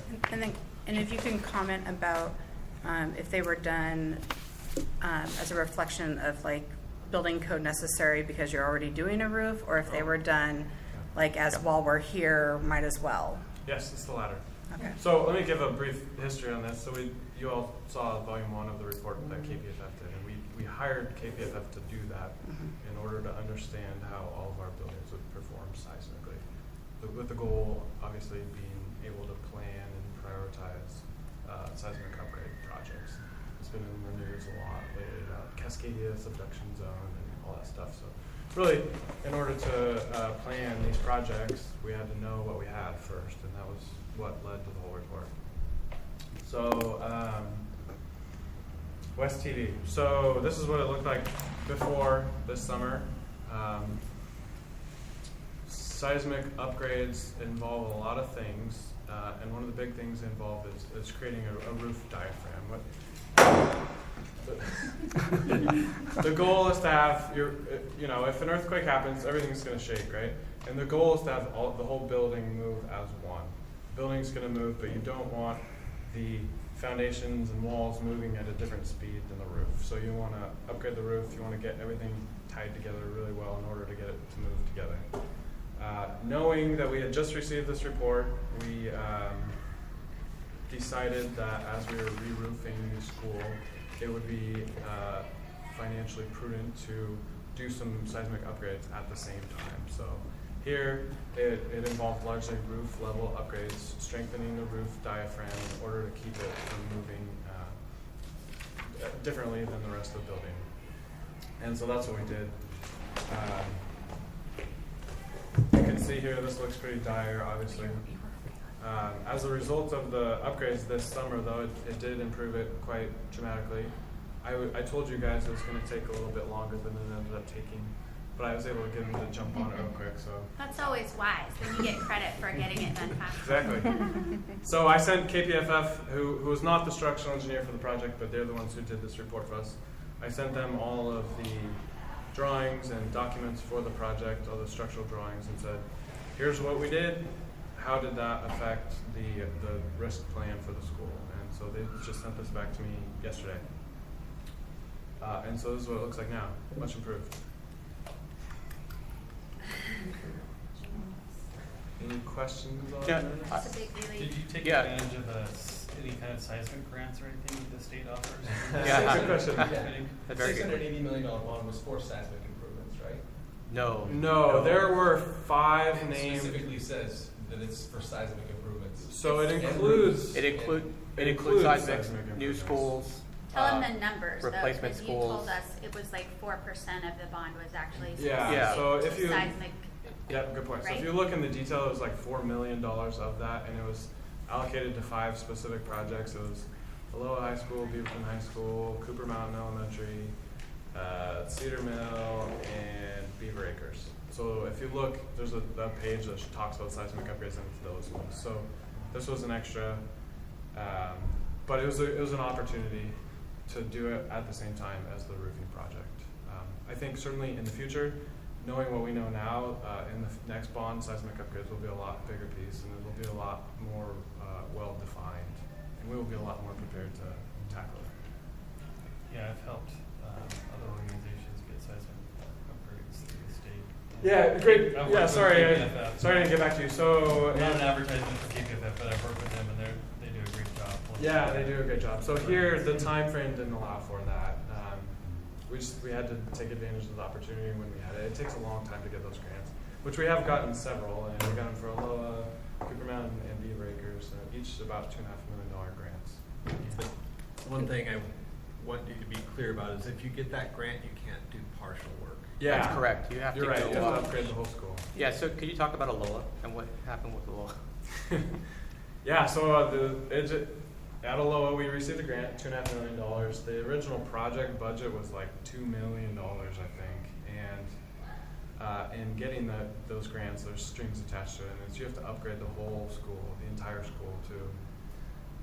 school to yellow on this chart, but also the high occupancy areas of the school to green. So at Aloha High School now, the gymnasium and auditorium and some of those areas will be immediate occupancy, meaning if there was a huge earthquake, we could go in there immediately and occupy that and use it as a shelter. So the grants are great, but bottom line, they come with additional, restrictions that we have to follow through on in order to get that money. Yeah. I just thank you for this. A visual paints 1,000 words, but I want to be mindful that transparency and honesty, and that it wasn't part of the original roofing plan while our children were there to do seismic upgrades. Sure. It was only after there were 2 deep water incidents, air quality issues, and parents starting to raise concern that we got this level of support. Are you saying that this was going to happen either way? Yeah, this was planned. This was planned. Well. in This advance was all of that. planned. This was part of the package that, was there Yeah. changes in the proposal when we didn't get the? No. No, that was the No, it was original all- This is the scope. plan. This was the scope going Yeah. forward. So, Yeah. so I think that's where my, elevated state lies is that transparency. It would be great moving forward and on future projects to identify like what the full spectrum is of the work and how that's benefiting the students in the community, because my take was it was a roofing project, but really we were addressing other things. Yeah, and it primarily was a roofing project, but yeah, and it was a good opportunity to put this in. Yeah, it's great feedback, and I mean, along with Kelly, I think this is a much more detailed level of engagement than we've had ever at any school with any parent community. So, And also most people aren't interested, to be honest. Yeah, and also the KPFF report, getting it in April of 2019. Just having that data now to be able to help plan our next bond is, we're going to lean on this heavily and look at the entire picture of how old, again, age of the facility, what major system repairs have happened, what does, just all these factors in, and this is going to be a big part of that in order to put those projects together. Absolutely. Yeah, I mean, and no other district is doing this because they don't want to know and they can't afford to address it. So the report is the first step, and I thank you for prioritizing the report, which I believe came from the 2014 bond. Yeah. Yep. That was allocated funds for that. So I think there's some mindfulness in there. Obviously, we want to still talk about West TV, but our trajectory of safety and concern for our students is the highest in the district. So our middle school is the highest impacted, our high school is the highest impacted. And from the smallest school in the district, it really seems that we're a low priority based on being small. And I would like to change that conversation as we move forward, whether it be with the new bond or how that looks. Maybe you could, I don't know, if you're comfortable just kind of letting people know what your long-term plan is for West TV, so we can be honest about and realistic about what we can advocate for or ask for. Because you just put a new roof on it, but we don't think it's probably going to be, it's a replacement school, right, long-term, but we've just spent $1.4+ million on re-roofing the school that's not going to be repaired otherwise. That's kind of a Band-Aid until 2035 or, Okay, so I don't have a real crystal clear answer here for you. I'll tell you the approach, though. And I think that how do we get that information on the bond? Right, so that it's in the ballot, that whether it's West TV or Cedar Mill or Beaverton High School is one of those names on the list instead of just roof. I can tell you, one of them's on the list. How about all three? How about all three? Let me address a few questions here. But let me just say, decisions have not been made. We have not. We've presented to the board, the school board, a very rough of how we would approach the bond. The school board has asked us to take a look at what will you need to do in order to be on the November 2020 primary and succeed. Right. And so we are having that conversation with the board about where we are at with our planning, the documents we have. And so no decisions have been made. We're planning. We just came from 2 hours of 2 hours of planning meeting directly to the bond before coming here, and we're doing that weekly. We've got other events that we have going on, but there's a lot of planning going on. So I'll say we don't look at the school and say, oh, it's a small school, we're going to ignore it. There's a lot of schools that are this size. Right. There's a lot of them that are this size. And Josh and I, when we look at it, we're trying to be as objective as possible and use as much data to inform the decisions as possible. So what we're doing right now, in addition to this, we have several other data points that help inform what a bond would look like. One of the big ones that we're doing right now is called the Facilities Conditions Assessment. It sort of answers your question earlier, whereas in the last one it was all done in-house, so it's our maintenance staff going around. This time we've hired a consultant, so it's McKinstry. They are a big firm that does conditions assessments, so they're going to go out to each and every school, look at each and every asset that we have. So it's the roof, it's the floors, it's the air conditioners, it's the doors, it's the parking lot, it's everything. They'll assign a score assign a probable years of life remaining for each one of those things.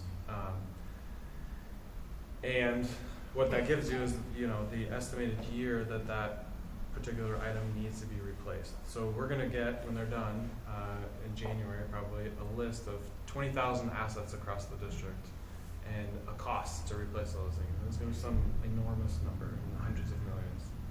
We're able to take that, apply it to each school, and say, okay, for this school, we have X dollars of work that needs to be done over the next X amount of years.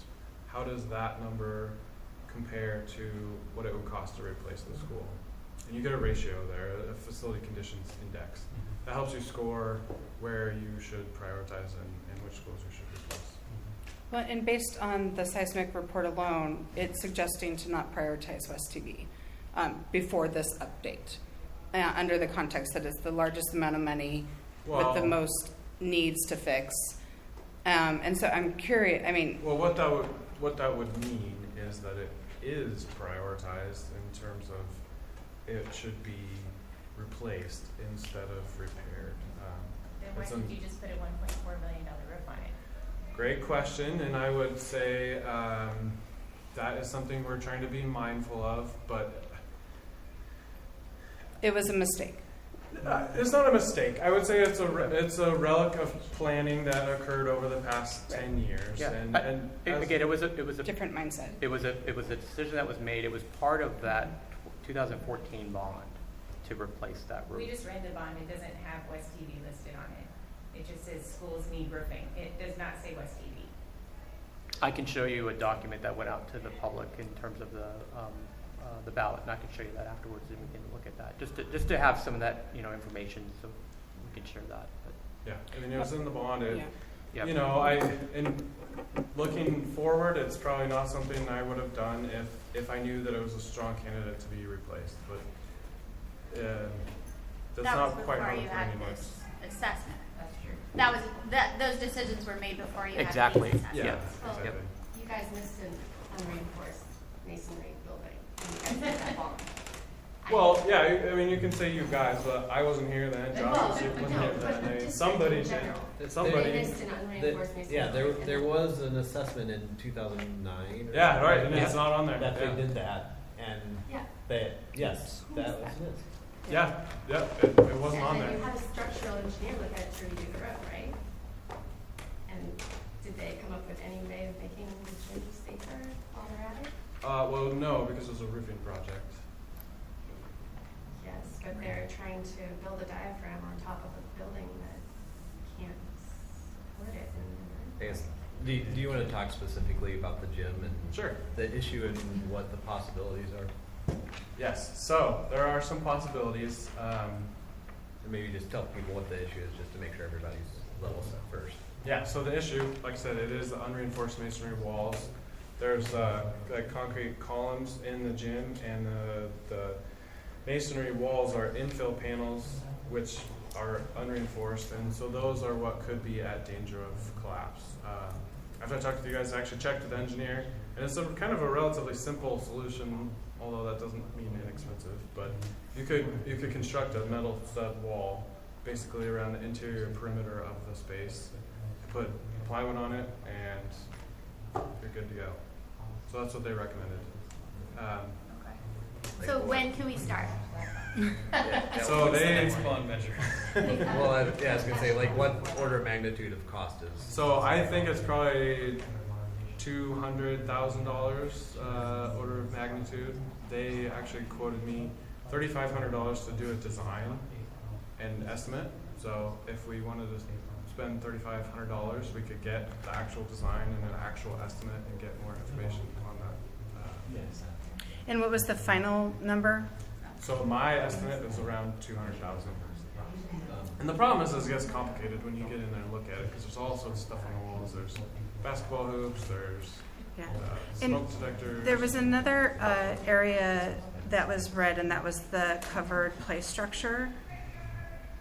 Was identified as red. That's not on there because it's just a play structure.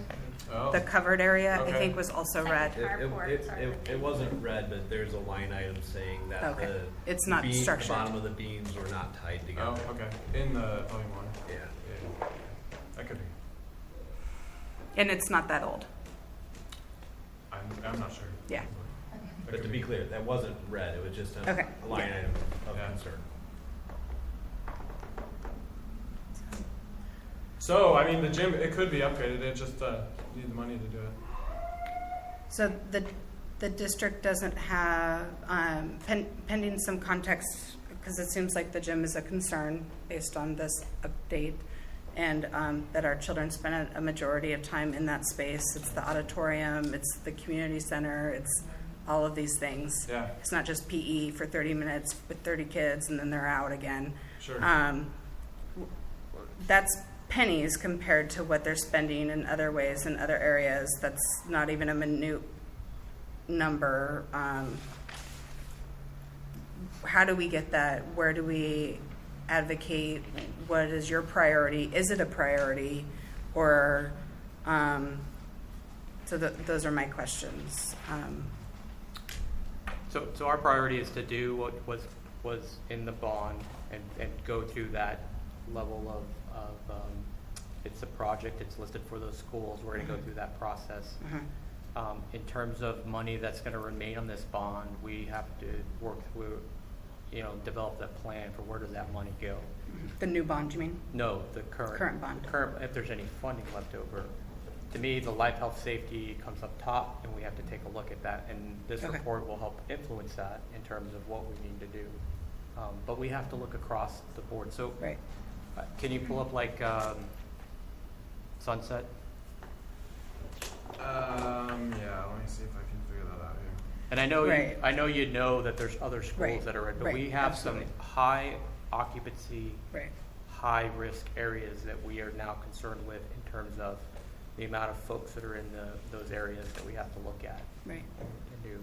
One of the things that parents have said in regards to our problem solving, if you could be mindful moving forward with the new bond or with thinking of those things, is the level of capacity for our students to take care of themselves when something happens. And so the You context, mean elementary versus high school elementary students? versus middle school students versus high school students. Who can get out of the building? Who has cell phones, who Who can can walk out of the building, who Protect themselves better or who might be follow skipping instructions. school to begin with, all of those factors. I think you said the word high capacity, but also being mindful of what a boo-boo means to a 5-year-old versus an 18-year-old or somebody who has a car on campus and doesn't. I think that's helpful. Okay. In other words, we'll probably, as we're going forward to help advocate for the bond and whatnot, in my mind, we should, clearly our picture looks better now, and I'd like to ask for a little bit more explanation for everybody else about why. But I feel like we're part of the red zone that, needs to be advocated for, and our trajectory schools are also still in that that red zone. But it also feels right that elementary schools children should be rated basically higher on the list versus just capacity. Understanding that obviously we want everyone out safe, alive, Right. but a high school student has a lot better chance of getting out or Managing. making choices during an emergency about how to protect themselves than a kindergartner does. And so Right. Or no that's CPR kind of to what help we're, somebody else. we probably need to, I think, advocate for that And then even- aspect of it. And even access to resources where our high schools, the ones that haven't been rebuilt, are in the middle of hubs of town, where we're kind of up in the middle of nowhere as far as We're getting by the support. hospital. You can walk to the hospital. Okay. Can you talk about, I'm glad you brought up Sunset and do whatever you were going to do, but going after you do that, can you talk about the gym now and actually explain to everybody else what you did to take us from Let's go red, orange to red, orange, yellow, and maybe why the gym And so still quickly. is red, and is 200,000 what it would take to get us to green or to get us to orange? Whoa. Go take care of it. Halloween. Okay, that was a lot of stuff, so I'll try to get it all. Sorry. Yeah. So what we did to improve it was we peel off the roof to get ready to put on the new roof, and while that was off, it was plywood on the roof. We installed new plywood over a good section of it, and a lot more nails and strapping and so forth. And attached it properly. Attach it properly, yeah, and tied everything together. You've seen this in the classrooms where you can see the big glue line beams that run across. So a good section of plywood and then a lot more nailing and strapping really is all that it took to accomplish this. The gym, the reason that did not get addressed is literally because it was the walls. It had nothing to do with the roof. The danger is the walls. Was the roof replaced on the gym? Yes. Okay. It was. What would doing a steel box or whatever, like what would that turn it to? Like what color would that change? That's a great question that I don't know exactly. My guess is yellow, Yeah. which is the life safety standard. I bet it can't get above yellow, honestly. Yeah. Is it still I mean, it's still. Yeah, I mean, a green means that you can immediately Right. occupy it, and presumably what the wall is doing is preventing For sure. the brick from collapsing inwards, but it doesn't mean it wouldn't collapse outwards. But they're trapped inside if it collapses in. Right, you have to protect the Um, egress from the building and not getting hit by bricks as you're running out the door. Yeah, one thing I'll share that's been a topic of robust discussion is we're actually in the middle of deploying an early warning system. So I think I talked to you guys about this, but there's a system you can install, this early warning system, which we're in the pilot program for through the USGS, and it's sensors on the ground, and they detect seismic waves. So when an earthquake happens, there's actually two different types of waves that occur. There's a P wave and an S wave. The S wave is the big one, the damage one, but the P wave actually travels much faster. If you look at the frequency of the waves, it does one of these, so it's much faster. It gets to you before S wave, which is more like this. The S wave is the one that does the damage. The P wave is significant enough that you can detect it, but it doesn't do any damage. So these sensor arrays will detect that P wave, and it can somehow tell the time interval in between when it detects it and when you're going to get hit with the S wave. So When you're part of a pilot, do you mean you have those detectors on site, or you just get the information from we get the other information. places? Yep. So we looked at that, but it ended up not being feasible. But there's a regional array of these. So we actually have them installed in a couple places right now in our district office. And they're working on how to roll it out to each of the schools. But what will happen, theoretically, is that you'll get a phone alert on all of our phones throughout the district that says, earthquake, drop, cover, hold, you have 15 seconds. And so hopefully that's going to come soon. That's something we're going to train for, and hopefully that makes the students more prepared to deal with an earthquake. Especially high schoolers. Yeah. So I got sidetracked here, but the intense, robust discussion has been, well, what if you hear that alert and it says the earthquake's not going to be there for a minute or so? Should you try and run out of the building? And everybody that we've talked to has said, no, don't try to run out of the building, because that's actually the most dangerous time. Think you could get trampled. Well, could you exit the whole building in a minute with a bunch of kids? Probably not. That's going to be the challenge.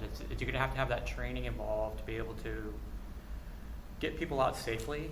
And then when you hear an alert of an earthquake, there's going to be panic. To me, there's going to be that kind of chaos environment. So you're going to have to deal with that, and so that to me introduces more risk as you're trying to get out of a building where people can get hurt because they're getting trampled over, and that's just another. And then also, I'm concerned about what's on the outside that's going to propose a risk that's not tied to the school. or the power lines, and things, Yeah, other things. it could be cars It could be here, cars. yeah. You could introduce, there's so many variables that are involved in this that the drop cover hold on is still part of the process. I do know that seismic upgrades are a priority for the school board, and I'm certain that in the next bond, this would be addressed one way or another. The gym or seismic upgrades in general, like West TV's gym, or Yeah. Okay. I can say that without hesitation. Yeah, I think that I'm certain this would be fixed in the next bond. they're going to look to us to go. I think and they're looking for our recommendations, but we want to address the red, and we want to be across all the red. That's- I mean, that's a low budget item. I mean, Yeah, I But- think we can yeah. talk as parents, yeah. and try to come up with creative ways to see if we can make you fix it sooner, but More fun runs. yeah. Are we allowed to pay for it ourselves? What's that? Are we allowed to pay for it ourselves? Like just. Yeah, I would say that's unprecedented, but I'm certain we would be open to, we call them a facilities improvement project, but I'm sure we'd be open to that. Are you the lead on that? It's your meeting. That's really good, okay. Who do we make the check out? So I don't have it. no. So if you go to the district website, you go to maintenance and custodial, you'll see a link that says facility improvement project. And when you click that link, it'll tell you how we do improve. Now, we've never had something like, hey, let's upgrade a gym seismically as part of an improvement project. Typically, we deal with garden boxes, tracks, smaller projects. And so, but at least you'll have an understanding of our process to get something going and get that assigned. Something of this magnitude and this level is going to require a lot more, resources that I'll have to look at, and we work that. I had heard from somebody, and I'm sorry if I'm talking too much, I heard from somebody that Lincoln High School did some, was it you who Yeah. said that? Did Yeah. some With- fundraising, but then you have to share it? It- Or is that just Portland Public Schools? There was just issues with equity and so across the state there was lack of funding. Portland's always had lack of funding, but now Beaverton's joining the club,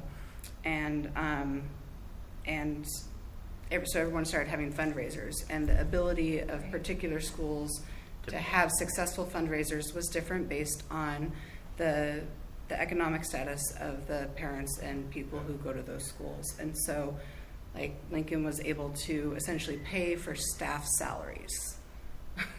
And other schools, like, could barely buy books for the library. And so there was something, I don't know if it was a state law or if it's a district law I think it's PPS. or PPS So equity. that wouldn't apply to us. I mean, the one thing that could apply to us, not in this case, but would be if it was a Title IX issue. Like if you raise money for a baseball something, and then Right. there might be Title IX implications, but not at the elementary level. Yes. So, back to the map on the wall. If red is complete destruction, like the gym collapses in on itself, and yellow is, hey, people get rattled, but nothing's gonna fall down, what's orange? So, It's still pretty bad. yeah, it's Right. quite It's red. still pretty bad. So the seismic assessment's online, right? It is. Yeah, so the titles of the different criteria, yellow is life safety, orange is collapse prevention, so it shouldn't collapse, but again, it is below life safety, right? And then red is below collapse prevention, so it has the potential to collapse. What that would mean for this school, I couldn't really say. I mean, the school itself the orange section you're looking at isn't really a tremendous risk. It's a lightweight building, it's a wood frame building. Wood performs super well in earthquakes.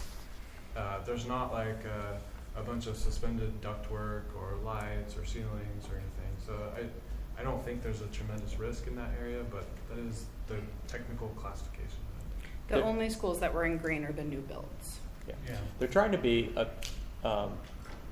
objective, quantitative as much as they can in the report, but there's also some subjectivity to it. And I think in Volume 4, the best thing that I found was a paragraph. I don't know Volume 4, something you have to go to, but it said in there, during or after a major seismic event, the zones in red and orange are expected to see the most structural damage. including the highest risk of collapse or partial collapse. So we have to be concerned with orange as well. Zones marked in yellow meet life safety performance of the American Society of Civil Engineers. Yellow zones may see significant structural damage, but partial or total collapse are both unlikely. And that's just in the report. So that helped me kind of get a better sense of, how much really are we at risk if you were here versus here. There's still some, subjectivity to that, and try to figure that out. So as we look at coming back to West TV, I believe the 3 in the main building that are orange are the kindies. Yes. Are we looking at moving classrooms around? When we return, no. Is that possible that we talk more about that? Because someone, suggested that it would make sense to put kids who are kindergartners in rooms that are safer looking in the event of this. Your 4th and 5th graders are going to have a lot better chance of protecting themselves. And if I were a kindergarten parent, I'm a 1st grade parent. Now my classrooms are both yellow, and I'm thankful for that. But all the kindergartners are in the worst part of the building. It's their. Yeah, we aren't going to change it this year. Anybody in here ever been in an earthquake? And did it occur to you that you were having an earthquake right then and that you should probably take cover, or did you realize it after the fact? I was close to the epicenter of the Mount Angel earthquake that happened in 96 or something, and my grandfather was bedridden in the living room of the house. I was on the other end, and there was a lot of brick in the house. I remember waking up to just the loudest noise I think I've ever heard, and it was just loud. And I was in college. I didn't know what was going on. The first thing I did was go run out and stand there with my grandfather, which apparently is exactly what I shouldn't have done. But Yeah. So how are I had no children, idea. no Yeah. matter how much we talk to them, how are they supposed to ever have that thought go through their mind? This is an earthquake. This is an earthquake. I have to cover my head. It's not gonna happen. I think they've been doing some drills though. Yeah, so the drills have been focused on drop cover We do. and But, hold on. We did drills growing up. We've always done drills. Fire drills and whatnot. Right. Earthquake drills. drills. It's not the first thing you think of, even when you're 20 years old, or even when I was 15 years old going through an earthquake. It's not the first thing you think of. Yeah. So how are our children supposed to even think of that, or even a teacher? How can it go through their mind immediately that, oh, this is an earthquake? Wasn't that the early warning system that you would have that if the P wave comes through, and it's a minute to the S wave, then that's when the school would be notified and that would go out on the You PA. said that we didn't have the money for that. No, we are doing that. Oh, we As I are said, doing that? we are doing. We It's will, not our sensors in the actual school. That it's in the process of happening, but yeah, it's. But I guess. So what is the protocol? Right now, it's drop cover, hold on. But how do we, to the point of how do you know it's coming? So if we get the P wave, and then we know that. Oh, it'll say it on the phones. The phones will do like an audible announcement that says. So you're expecting the teachers to have their phones available and to give this audible announcement? Yeah, not their cell phones. It's their classroom. Classroom phones. Oh, the classroom. But we haven't gotten to that point yet where we've put it in place. And nobody has that. We don't have it yet to be able to say we're changing our policy in terms of an event of an earthquake. If you get the advance warning, what's to happen. We haven't gotten to that point yet with that. Thank you. So, Aaron, so just Thank to give you an example, when we were talking to Aaron, there was a lockout at the district offices, and the phone rang, and then there was an announcement saying there was a lockout. And so my assumption is that sort of thing would happen in every classroom with this warning. And then the teachers would be like, okay, it's time to drop, cover and hold. I'm assuming that's, because they've been practicing, right? That's what they've been practicing, right? Well, I'm glad to see that there's been at least some improvement, some preparation, and even though it's not ideal that we have a brand new school that meets all the codes, it's something that a step in the right direction, and there's been some planning and operational side of practicing for certain drills.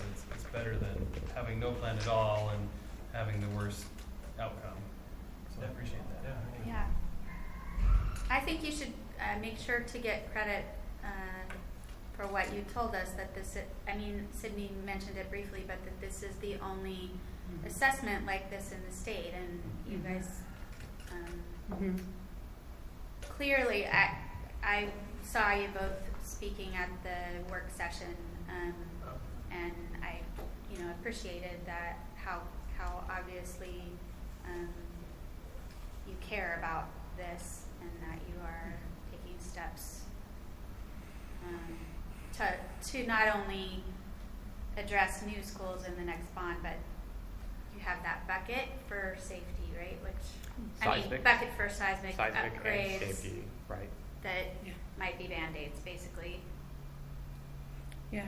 Necessary Band-Aids. But based on the KPFF report, based on the condition assessment that we're going to get, that helps informs us in how we prioritize what goes to the next bond. I think too, like advocacy, I'm sure there's multiple areas, whether it's red or orange, throughout the section 4 of the report that could have, I mean, we shouldn't be spending money on little Band-Aids all over the school district, but the context of like, we're spending this much money for a brand new school, which in some terms have been completely outrageous and overdone, versus like throwing some supports for these Band-Aids is really helpful from a community's perspective, when done properly, right? So we don't want, really fancy, glamorous schools with fancy play structures while everybody else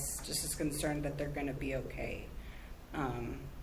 Like there has to be a balance with that, and then also mindful that we're not throwing millions of dollars on roofs that are still unsafe, which this is a definite upgrade for sure. So well worth probably some of our struggles, maybe not everybody's, but some of our struggles with this process. Besides, what are the priorities for the bond potentially? I mean, Well, that's what we're going through now. Right. We have to look at, again, school age, the condition assessment report. We have to look at our enrollment numbers. Where do we need a new school?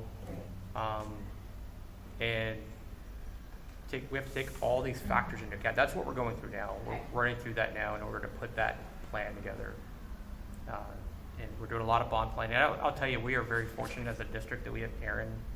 He's driving the bond planning, and we presented it to the board, and it's like very incredible what he's been able to put together, and also just to be able to articulate, here's how we should base our priorities on, right?